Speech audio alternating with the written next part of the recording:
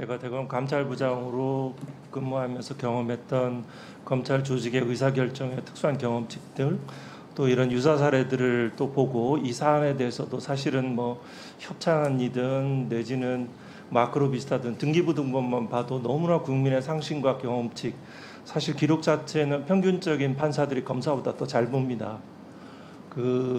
너무나 많은 국민의 상식과 어긋나는 이 부당한 결정들이 이루어졌고요. 그밖에 이제 공소 제기 후 피고인에 대한 반복 소환 내지는 증언 내용에 대한 숙지, 반복, 때로는 기억에 반하는 진술을 하게 하거나 내지는 사적인 접촉, 여기에서는 확인되지 않은 부분이 있어서 뭐 구체적인 그 심증 게시까지 표현하기는 좀 그렇지만 그런 사유들, 그리고 제가 특히 무엇보다 중요하게 생각하는 것은 뭐 허용해 주신다면 계속하세요. 네. 생각하는 것은 이 지금까지의 사유, 피의자에게 사적 접촉, 또 피의자에 대한 검사실 내에서 전화를 하게 하고 또 여러 가지 사적인 특별한 음식을 제공하는 거, 피자, 뭐 과거에는 떡볶이여서 이제 피자로 바뀐 거죠. 뭐 여러 가지 이런 사유들만으로도 중첩되는 중징계의 사유들이 있습니다. 정직 이상의. 또 때로는 뭐 경우에 사람에 따라서는 해임 면직에 준한다고 보시는 분도 있고, 근데 이와 별과로 저는 더욱 중시하는 것은 검사로서 수사를 공정하게 하고 기소 여부 판단을 해야 되죠. 거기에 대해서 단순하게 필요한 수사를 다 하지 못했다는 수사 미진의 차원이 아니고 기본적으로 자기 권력과 자리에 대한 욕심이든 내지는 비겁함이든 불의함이든 사악함에 대해서 자기 유혹에 넘어간 것이든 간에 이 수사 자체가 불공정했다는 거죠. 도이치모터스 사건 자체는 기소함이 마땅합니다. 공범입니다. 부당이득 금액 자체도 명확하게 산정이 됐습니다. 여기에 대해서 왜 이렇게 국민들이 불필요한 의문을 가져야 되는지 모르겠습니다. 왜냐하면 일찍이 생각할 수 있는 것들이 있습니다. 김학의 동영상 어디까지 증명을 해야 됩니까? 그 얼굴이 아니라고 부인했던 사람들입니다. 기본적인 이 수사와 기소들이 정확하게 이루어지지 않으면 피해자가 발생합니다.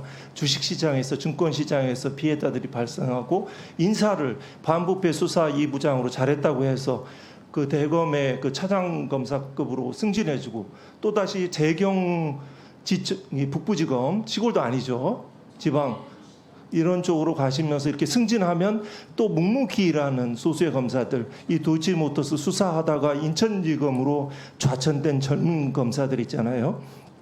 이런 여러 가지 중폭적인 그 피해들이 발생합니다. 기본적으로 지금 탄핵 전문에는 검찰 개혁의 일환으로 전개된다고 생각을 합니다. 검찰 개혁의 그 일환에서 기본적으로 이 두 가지 점들을 말씀하고 싶은데요. 검찰은 준사법기관이 아닙니다. 수사를 하는 대입되는 당사자입니다. 준사법기관이 아닙니다. 수사를 하지 않아야지 사법기관입니다. 검사들은 특히 특수부 검사들, 요직에 있는 검사들은 거짓말을 꽤 많이 합니다. 그 부분에 대해서 재판하시는 분들은 검사니까 이제 믿어주고 이래서 경우에 따라서 이 전문적이지 못한 경치 좀 정리 마무리해 주시기 바랍니다. 네, 그렇습니다. 전체적으로 보면 탄핵 심판 청구를 하는 것이 합당한 사안이라고 생각합니다. 헌법재판소에서는 헌법재판소법과 헌법에 없는 중대성이라는 별도의 요건을 하지 말고요. 이건 헌법기관이 아닙니다. 법관이 아닙니다.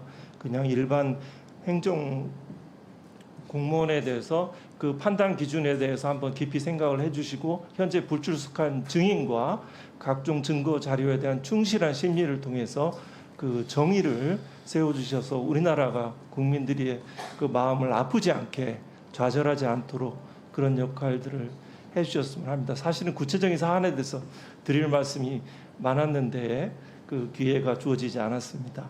네, 이상입니다. 네, 감사합니다. 감사합니다.